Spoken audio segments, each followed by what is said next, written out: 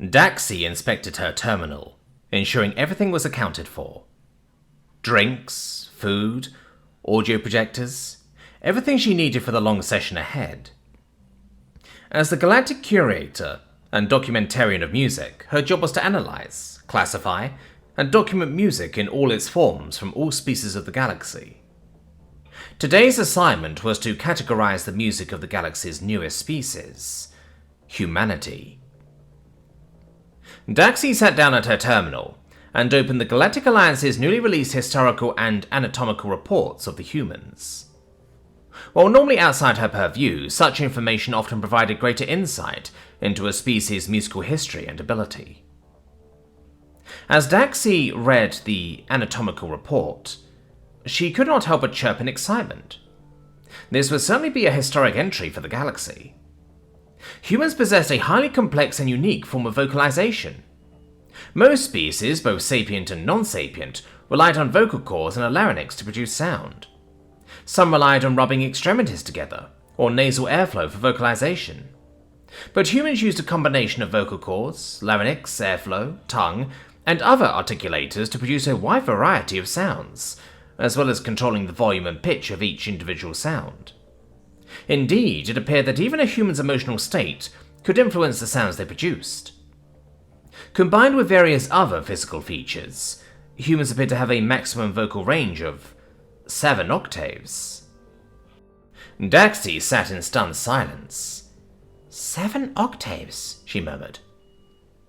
Most species were limited to 2 octaves. On a musical scale, this gave the humans the ability to sing over 70 musical notes, while other documented sapiens were limited to 20. This was unprecedented. How did a species possess such a range, and what did they need it for? Daxi perused the report further. Interesting, she whispered. The anatomical report further described humans as a predator species. This was especially strange, considering the other known predator species devoted little attention to the arts. Simple melodies and war songs were not uncommon among predator species, but a quick cross-reference with historical data on the humans described bone instruments being used 400,000 years ago. Daxi paused in realization. When did the humans begin practicing warfare?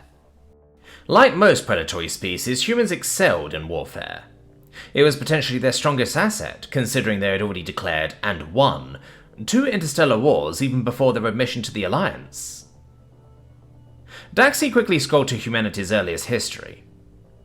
According to their records, the oldest evidence of organized warfare among humans was 17,000 years ago. Daxi sat back in her chair. One of the most brutally efficient and effective warrior species the galaxy had ever seen, and yet they had mastered music 30,000 years before they mastered war. She could understand a predator species using such a vocal range for hunting, mimicry, and communication, but never has she heard of a species using it for music. Daxi shook off her bewilderment and logged her findings. Now that she knew what humans were physically capable of, it was time to see what they used their musical talent for. As she took a sip of her drink, Daxi immediately spat it out upon searching the catalogue of human music. 200 million known songs, 41 genres, 337 subgenres, all made in combination with over 1,500 instruments, and the human voice. Daxi could only stare in awe. The total galactic estimation of music, from all other known species combined, was only 10 million songs, 14 genres, and 481 instruments. A single species, one of the youngest in galactic history, and a predator species adapted for warfare, also grossly outweighed the entire galaxy in terms of music? Daxi set her drink aside and dove into the humans' musical history. Countless melodies across thousands of years of human history, each of which varied in topic and genre. Some, particularly their earliest songs, were used as religious expression.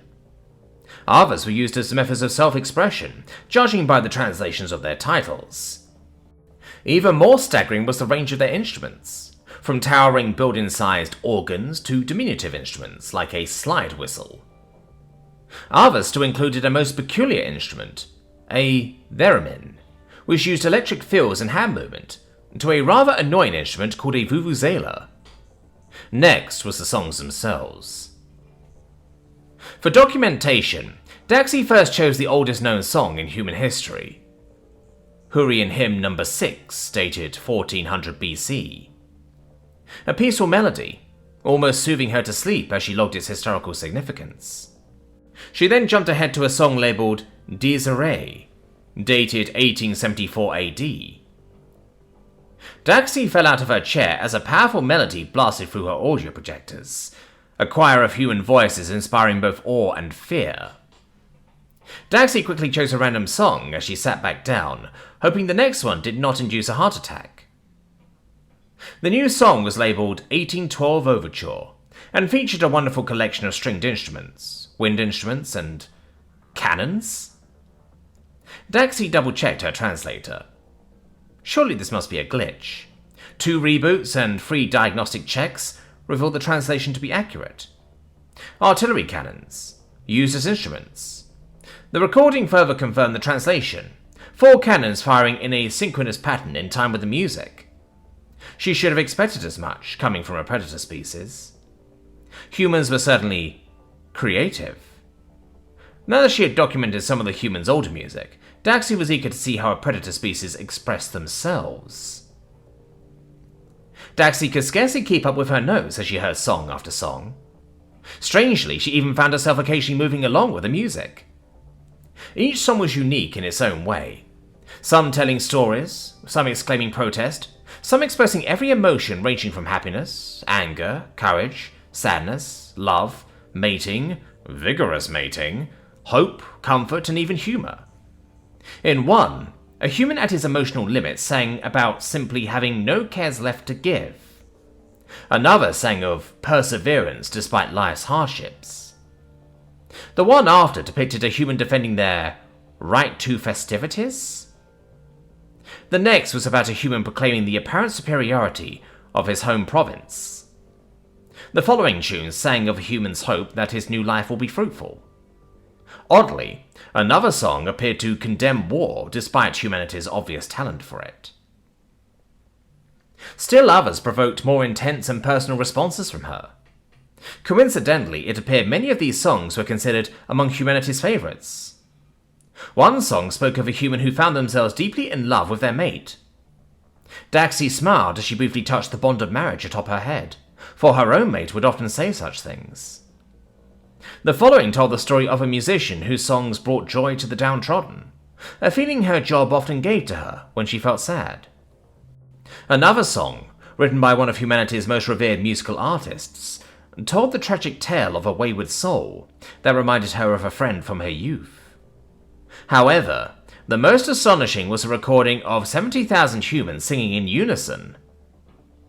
As Daxi noted the lyrics of Country Roads, she became painfully aware of how long it had been since she set foot on her home planet. A simple desire to return home, apparently a universal sentiment among species. Daxi suddenly had a revelation. Bonding, she said to herself. That's what the humans' music was for. Daxi scrolled all the way back to the humans' early history. It appeared archaic humans would sing both to tell stories and relate to one another. Even into the modern day, when a human wrote a song, it was with the expectation and the hope that other humans somewhere would share their sentiments, whatever they may be. It was how human religious groups bonded with their adherents. It was how humans expressed themselves to and with others. More importantly, it was part of how humans communicated. The humans' war logs showed that entire wars had been won and lost because of communication. Perhaps that was their secret to their war prowess. Communication. And music appeared to be one of their oldest, most artistically mastered, and most treasured forms of communication, both in war and peace. Though her job was finished, Daxi was not. The more she listened to the humans' music, the more she sympathized with them. And there were so many more wonderful melodies to listen to.